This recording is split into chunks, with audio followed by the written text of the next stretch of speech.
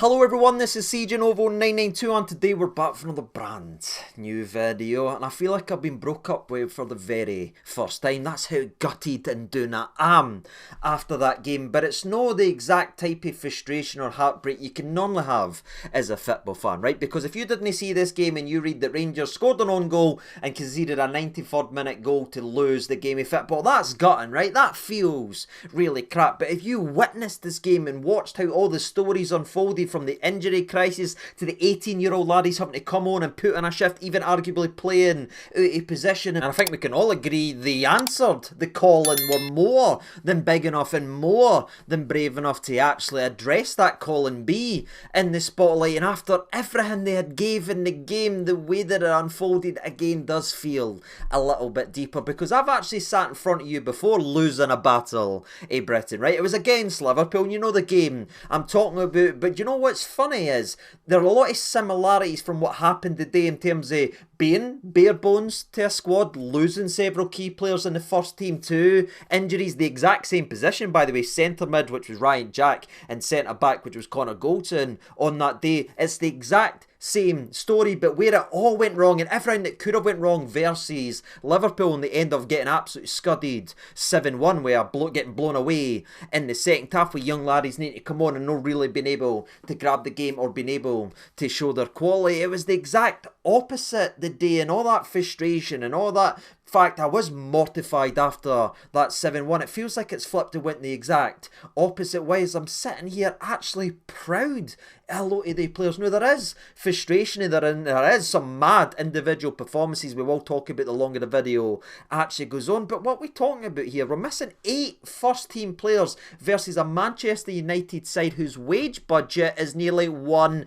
billion. Not only are we missing 8 players, by the way, we've got a makeshift defence. We ended up with Tavernier playing 45 minutes, which was scary because he was great for those 45 minutes at centre back. But you're talking about the likes of Finlay Curtis, 18, making his European debut. You're talking about Bailey Rice coming into the midfield at Old Trafford, troops, versus Manchester United in a European game that Man United need to win. He's coming in as an 18-year-old and standing out on that occasion. The amount of players we lost as well, losing Czerny, losing Barron, losing Balogun, arguably the spine of what has been a lot of the season. Barron more so at the start of the season, but you know what I mean, there was a lot of excuses for this game to fall away and be another embarrassing night for this club, but I truly didn't think it is. So for anyone that is clicking on today's video expecting me to be ranting or foaming at my mouth and tearing this guy up, I'm not really going to do that, because my pride and my positivity regarding a couple of the players I think outweighs maybe like say Ridvan and Butlands Howler they ended up having. But we're going to speak about them as again when the game recap. I want to talk about a couple of other players, right? Because it's not just Finlay and it's not just Bailey that's coming in as an 18-year-old, right? We're overlooking a lot of our young players in that starting 11. The likes of Jeff, who's getting torn to shreds because he fell asleep at the back post for Bruno Fernandes to score. This is a guy that's just turned 21 a month ago. You know what I mean? Arguably played great up to the last moment, and if we had run our team properly, and if we had recruited better, and if we had registered the players properly the way it should have been done, there could have been an option to take him off with 10-15 minutes to go because he was blowing out his arse. But he gave everything in the game. There's a 21-year-old still in the game. You had Igaman leading the line at 22, creating opportunities, and in a weird spell because of the substitutions and the way they ended up unfolding, he ended up being one of our more experienced players in the other end of the park, and he just started games for December. Wee McCausland as well being called upon in this massive game, getting played out of position. Now I know I'll naughty people, sorry, out with McCausland if you feel that way, that is completely fine, but there's another 21-year-old Raskin strolling the midfield versus the likes of Eriksen and Bruno Fernandes and the big Uruguayan centre mid that I can never ever pronounce coming on in the second half. He's a guy that's just turned 23 who's missed the last 2 years due to injury. You know what I mean? There's a lot of young players in there playing in a massive moment during a midst of complete and utter chaos, which was our starting 11 and where we were asking people to play. But at the end of it, what beats us in the day? a last minute goal from somebody that's worth more than the entire squad that we've got as a team in terms of Bruno Fernandes. And what, an own goal from Butland, who again was thrusted in to the starting 11, probably because he used to play for Man United. He's not been playing for the last month, but he got chucked in to the starting 11 a day, and he did throw one at the back of net, but he also made two fantastic saves that will be quickly forgotten about as well. So you can really, and I guess it just depends how you want to look at this game. For me, there is frustrations with a couple of individual performances, especially Ridvan, who I thought was rotten, but for the most part, ladies and gentlemen, with how backed up and flung into the corner this Rangers team actually is, my overall emotion, despite being disappointed we didn't win and gutted for the young lads in this game, my overall emotion as a Rangers fan, as I sit and look in the dish, is pride, because that's what I've got. But again, I have absolutely no idea how you're feeling right now. I've started filming this game. I wasn't at the game of that today, so I'm filming right away, so I've got no idea what anyone's actually saying in the comment. If you could go the opposite way, you can let me know down in the comment section below. But I'm sitting here watching us be in a battle despite missing key pieces of being done again to the barest a bare bones, but us fighting every inch of the way. And as Manchester United continue to plot and try and find ways to beat this young Rangers team, bringing in over £250 million worth of players from the bench, where we turn to the bench and bring on players that are benefiting from the fact that there's a red warning in Scotland, otherwise they'd have school. The more I can't throw my toys at the pram and be disappointed at that. Again, that's where the pride aspect goes in. And what I would say is, now we've seen Bailey Rice, right? And Rio Ferdinand was talking Bailey Rice up massive, and Rio should have an idea or two what makes a good player, but he's talking about his composure and how well he looks. Yes, Rio saying he wants to see more of Larry. Well, so does the Rangers fan base, and sometimes in even a loss and a bad moment, you can announce yourself as a Rangers player. And for me, I've talked about the hype of Bailey Rice, I've been impressed with Bailey Rice here or there, but for me, he actually made the impression for the very first time in his young career that maybe he is worth all the hype.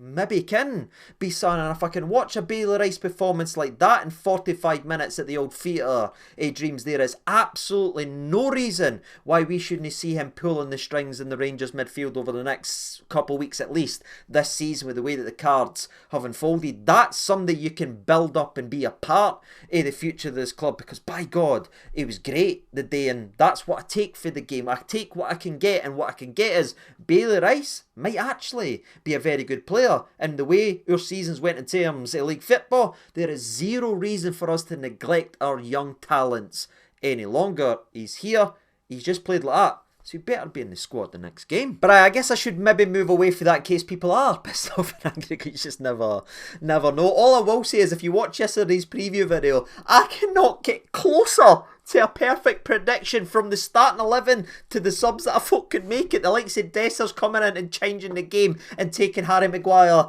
for a walk. I can't get closer than that, and we were that close to greatness until that wee Bruno Fernandes had to come and score in the 93rd minute and ruin absolute everything. But I thank you to everyone who was having a wee bit of funny reaction online, as nearly everything that happened in the preview video actually played out on the park. Spoiler alert, it's just that cruel bit at the very end, which probably sums up the old life in that as well. But moving away from that little thing, I had to address it because it is pretty much even Dessers scoring versus Maguire, played out exactly the way we just didn't getting in for the game. But I better move on and talk about the game recap then, shall we? Because when the starting 11 came out, again, all of us, but it's what we talked about yesterday, position by position, player by player, it was the exact thing we were expecting. And do you know why it was so clear what we were expecting? Because that's all we've got left, you know what I mean? 8 players out injured, all the suspensions, all the people no registered. We played who we had the day, you know what I mean? The likes of Tavernier and Balogun was getting a lot of criticism for being rough and rusty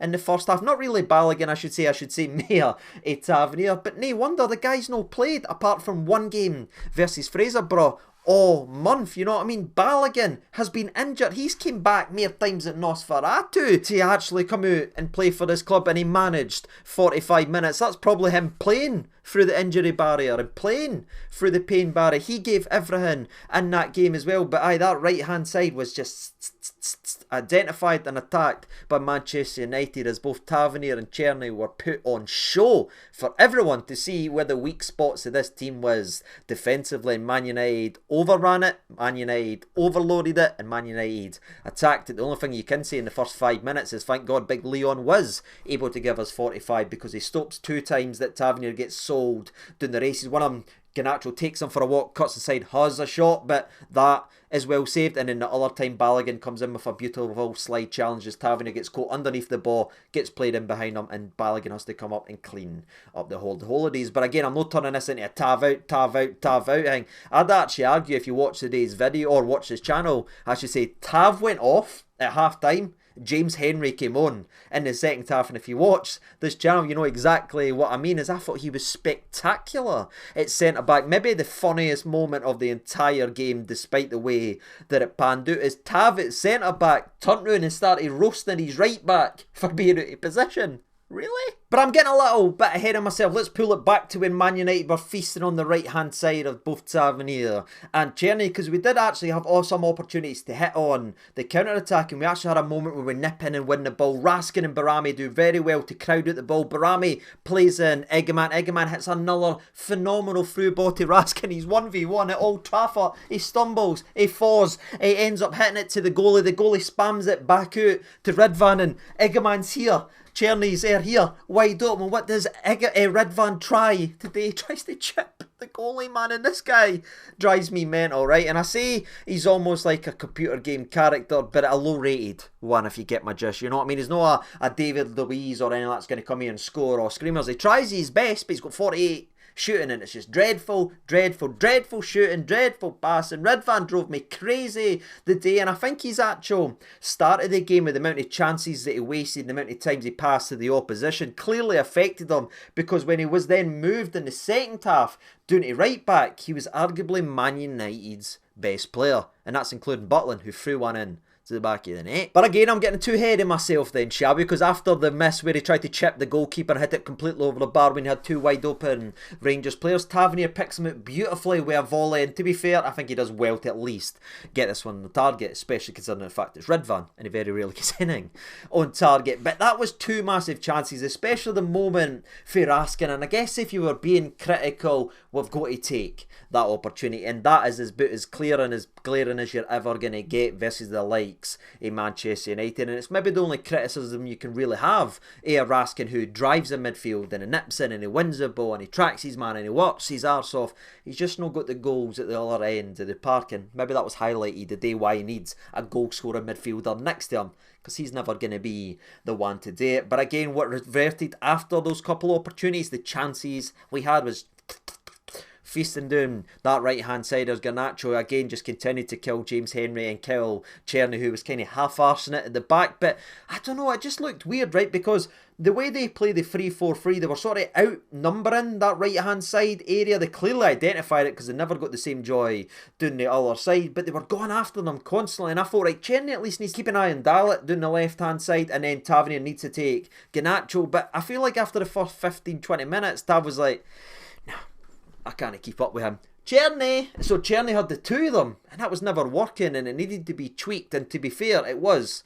at the start of the second half. But during the feast of Manchester United on the right hand side, Rangers, they end up getting a clear goal scoring opportunity as the ball cuts in from Dalit to Garnacho. Surprise, but his shot is actually brilliantly headed over the bar by Raskin, who's perfectly placed, and you're thinking, right, we get away with that one. Then they take a set piece to put the ball in the back of net, and you're reminded what it's like to be a Rangers fan, especially defensively. And that was, as I said, our biggest weakness coming into this game, especially for every moment the likes of Harry Maguire is on the park. Now, he wasn't in the first half, he was in the second, could have finished with 2 goals, but it was Dalit that scored, and I'm thinking, right, that's a safe one. Then I watched the replay back and I see he's gave a foul, and I'm like, what for? Now, it's very, very light, but it's very clever for proper. He embellishes the contact and he goes down, and that's what you learn elsewhere, ladies and gentlemen, to flop like a fish. But I think we personally got away with that. If it was given against us, I'd be absolutely fuming if that goal was chopped off. But again, you get luck, you didn't get luck, you get calls, you didn't. That's the maverick of VAR, and we get away with that one. I'm thinking, right, Let's learn for that. Maybe let's not have Egeman marking the lit next time. Set piece coach. But after a spell of not really much happening, especially Manchester United just keeping the ball, it was sparked back into life. First off, it was Egeman having a shot from about 35 yards that bounces off Martinez and ends up forcing a very good save by the goalkeeper as it rebounds the other way. It shows quick feet, ends up spamming it just right. Good save for the goalie. And then Manchester United decide to show their quality again as Bruno Fernandes shows why he's worth all that money. He's on those wages as he hits a little beautiful fake shot that sells Connor Barron down the river and just slips in a beautiful ball to Diallo in on goal. I'm thinking he scored, but it's a brilliant save for Butland. And I'm not going to change what I said, and I took a mental note at that exact moment. I'm going to tell you what I thought. I went, that's what Butland needs. That'll be the spark that gets him going. I wish I didn't tell you that. But again, it was looking good as the end of the first half happened, where Martinez shot from about 30 yards as well. That's very well saved by Butland. So we go in at half-time where, again, the only real worry is the fact that Connor Barron's limping down the tunnel and Leon Balogun's been made down the my Wi-Fi connection, right? So I'm a little bit worried on that. And you're thinking, can they come out of the second half at least? No, they can't, as we make a double substitution at half-time in a must-win game for Manchester United in Europe versus Rangers as Leon Balogun goes off, as does Connor Barron, for Ross McCausland and Bailey Rice. No, it's not his middle name. I just embellished it. Why?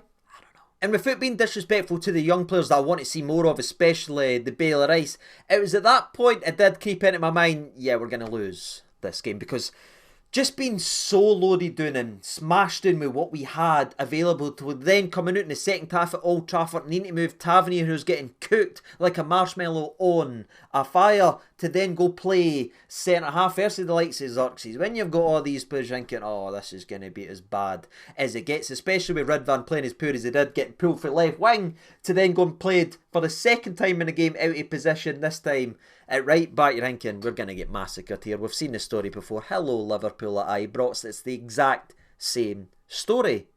But it wasn't. Now Manchester United threatened from a set piece as they end up making a change with Harry Maguire coming on, and from the set piece they end up headering it and Egeman clears it off the line. You're thinking, okay, then we're getting the ball down, then we're putting some passes, but then Bailey Rice with his first touch is hitting a volley. Oh, that does go about 50 yards out of the bar, but I'm going to mention it because it showed at least he's got the balls and it was a good timing run and he tries his best to go to end it. And I'm thinking, how we know 5-0 down now? This is quite exciting. And then we do conceding. The way we concede is absolutely painful and it is heartbreaking, especially with everything we're talking about, how down we are, how many players are playing out of position, all the young laddies on the part. The way we concede is Ridvan Yilmaz selling the jerseys twice, one of them passing directly to Man United. Then he gets the ball back after, I think it's wee Raskin, it wins it, he then just falls there for no reason. They end up winning a corner from that, and from that exact corner Jack Butland comes out and punches it into his back in it, and you're looking at the two of them there and saying that is a sell job for what is two experienced players. And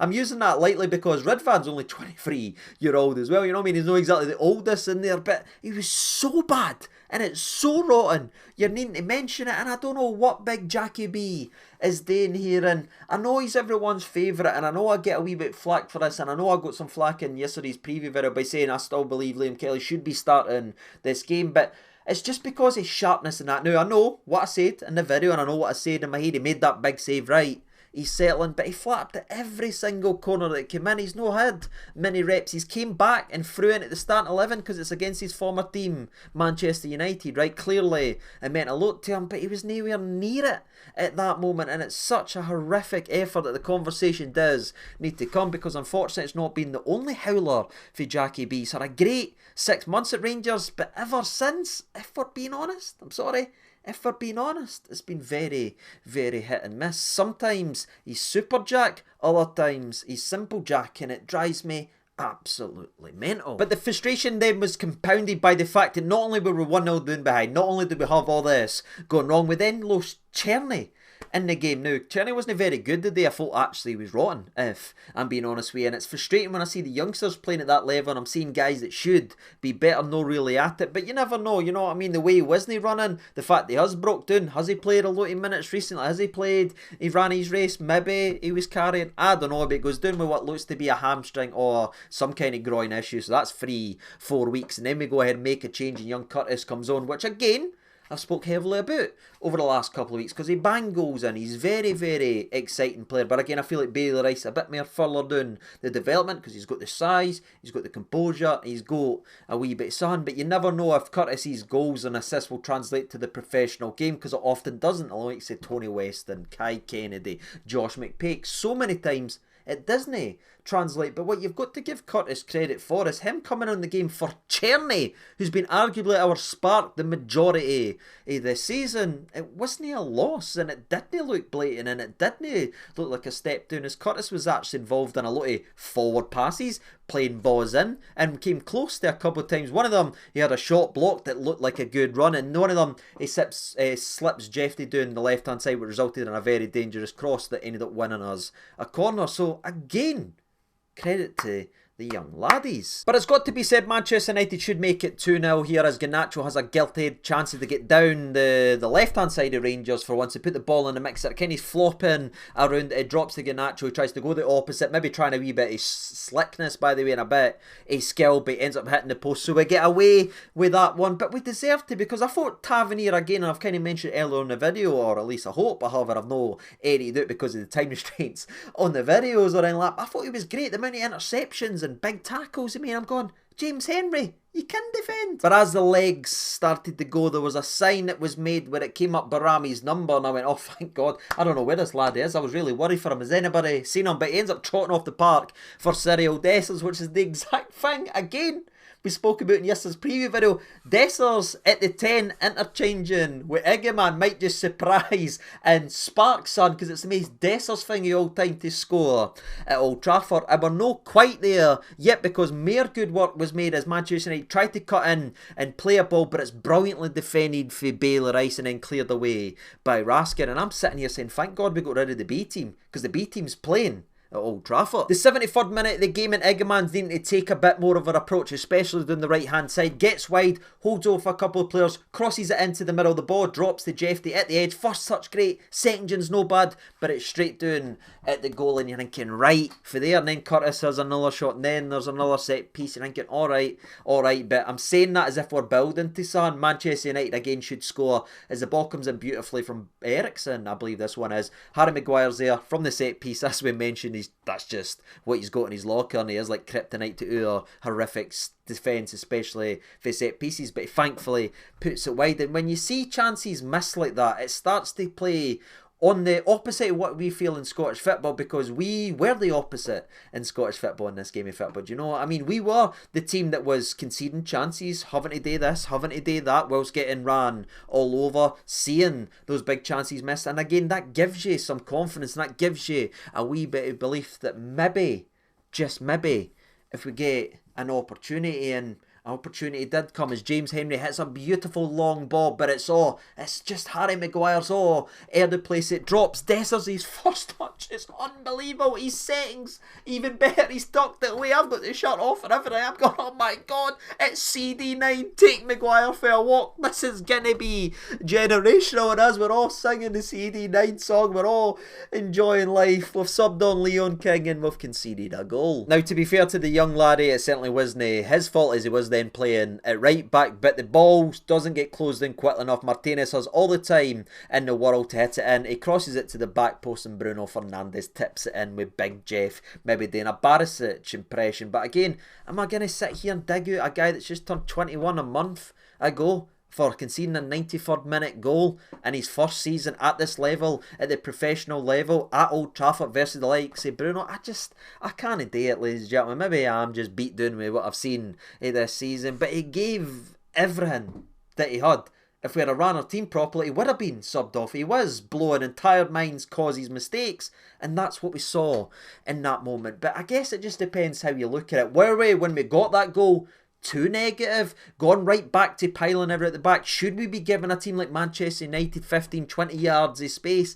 Didn't he think so? Now I get why he's doing it. He has to take Ridvan off. I mean, Rio was cooking him in the commentary booth, saying he was getting a doing, and completely agreed. He was rotten. That's what we kicking in to the old team, that maybe, just maybe, if we were braver after making it 1-1, we didn't set off 15 yards, allow a free cross to come into the box and concede a 93rd minute dagger in the heart. But that's just my opinions on the game. Again, for me, more good than bad. There was some rotten bottling with that, but he made a phenomenal save with another header as well in the game of football. I just thought the worst player on the park was Ridvan. I'm sorry, I need to say it. But the good outweighs the bad, and that's what I'm taking away for this game of football. The starting 11, the bench, everything like that. Did we ever look like winning in for this game? Maybe no. Did any of us expect it when we saw how bare bones we didn't? No. So can we, in fact, we come out of this defeat with at least something to get behind? See that as a positive? I think so, and that's the way I'll take this game of football. But I want to see Clement now continue that then. There's no reason why Bailey Rice cannot be in that starting 11 versus Dundee United. Or even if you didn't want to put him in the starting 11, you can then put him on the bench. But if we can start the likes of Oscar Cortes, who's been out 7 months, versus Motherwell in a game, if we can start Kieran Dowell away at Fir Park after not having kicked the ball for months, we can well and truly back players that are actually playing well. That's all I'm going to say. But I'm not moaning about this and this. I'm not being overly criticised. It was a hard job made for us, but we were so damn close. So there's pride in the old heart tonight. What about you? Let me know your opinions down there in the old comment section below. And as always, I've been Sage92. Thank you so much for watching. All the best and bye.